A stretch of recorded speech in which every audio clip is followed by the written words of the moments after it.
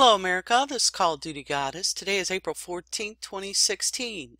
I have an article here from DC Clothesline titled, "A Single Delaware Address is Home to 285,000 Shell Companies, including two of Hillary Clinton's," dated April 12, 2016. Now, I wanted to just touch on this for all those researchers out there who are trying to find shell companies, because as we know, they use the shell companies to do the dirty work of the big companies behind it, so they can't be traced. A good place to start looking for that is in Delaware, and let's find out why. Wilmington, Delaware. Last week, U.S. President Barack Obama disingenuously called for international tax reform in the wake of the massive leak of millions of documents from a Panamanian-based law firm. There is no doubt that the problem of global tax avoidance generally is a huge problem, Obama told reporters at the White House on Tuesday. The problem is that a lot of this stuff is legal, not illegal. In what amounted to a complete dog and pony show meant to appease the masses, Obama said the Panama Papers illustrated the immense scale of tax avoidance by Fortune 500 companies, which is estimated at trillions of dollars worldwide. The calls for reform ring hollow, as Obama remained conveniently mum on the companies operating within the U.S., providing a tax haven for the world's elite. The words of Andrew Penny, managing director of Rothschild & Company, were extremely clear to international investors, as noted in a written draft for a presentation in San Francisco, in which he wrote that the U.S. is effectively the biggest tax haven in the world. One of these such havens is a single address in Wilmington, Delaware, 1209 North Orange Street.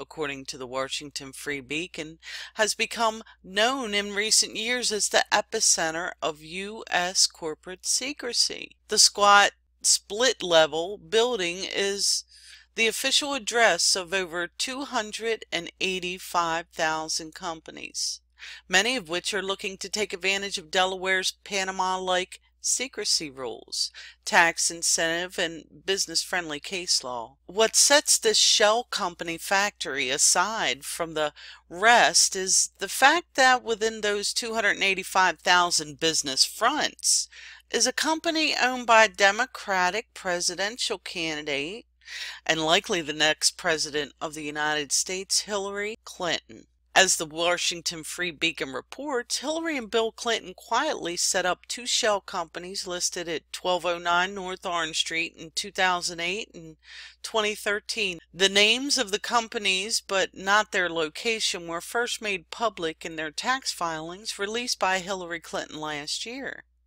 According to records of the Clintons, 1209 North Orange Street companies is WJC LLC.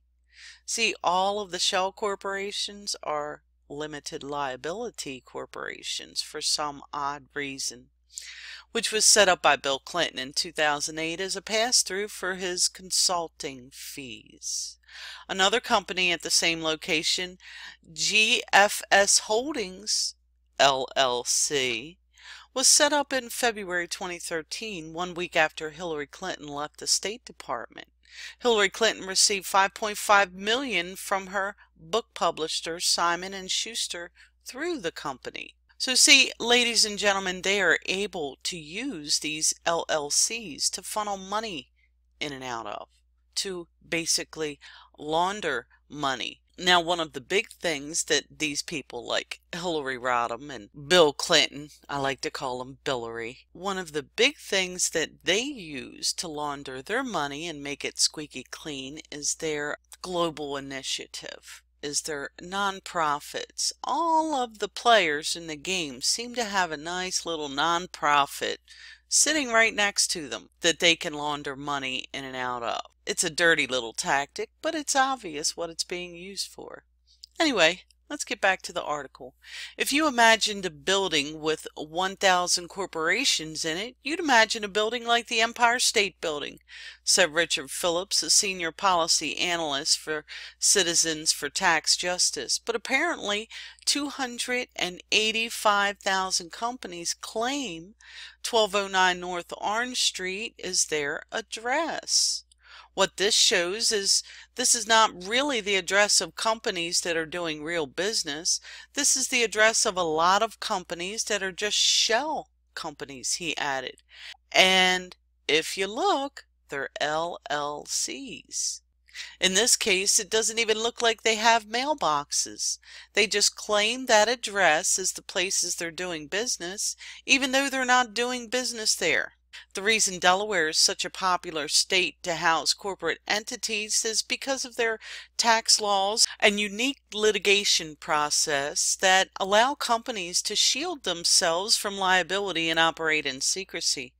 On the state's own website, they openly brag about these selling points. As the Free Beacon points out, Delaware's laws rival those of well-known secrecy havens like Panama and Cayman Islands. General secrecy laws and the ability of those corporations to hide the identities of those who own it, that's what makes Delaware an offshore tax haven.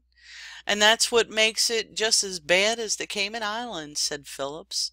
Ironically enough, this hypocrite of a presidential candidate spoke out about corruption and tax loopholes and how they must be reined in just last week after the leak. Some of you may have just heard about these disclosures about outrageous tax havens and loopholes that super rich people across the world are exploiting in Panama and elsewhere, she told the AFL-CIO. We're going after all of these scams and make sure that everyone pays their fair share here in America.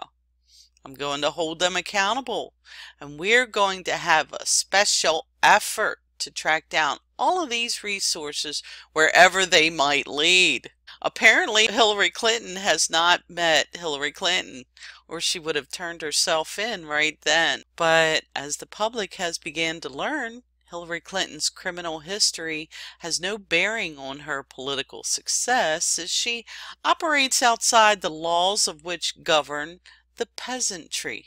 It is important to note that Clinton's Delaware-based companies have not been implicated in any criminal acts, as it is perfectly legal for anyone, including out-of-state residents, to form business entities in the state. That being said, because of Delaware's lax legal regulations, corporations intentionally choose this state to legally circumvent taxes in other states. It's legal tax avoidance, said Phillips. We would say it's immoral or not the best thing for the country. Some anonymous shell companies have financed terrorism and supported corruption and human trafficking, and Delaware is a traditional hub for creating these fake companies, said Andrew Hanor, campaign director at the Jubilee USA Network. The idea that the ruling class would act in such an ominous manner while holding the rest of the citizens to the fire for every last dime in tax dollars should come as no surprise. However, the rate at which the oligarchy is being publicly exposed recently for their corrupt practices is staggering. But even more staggering than that is the rate at which they are held accountable, which is 0. Thank you, Matt Agorist. I hope I pronounced your name right.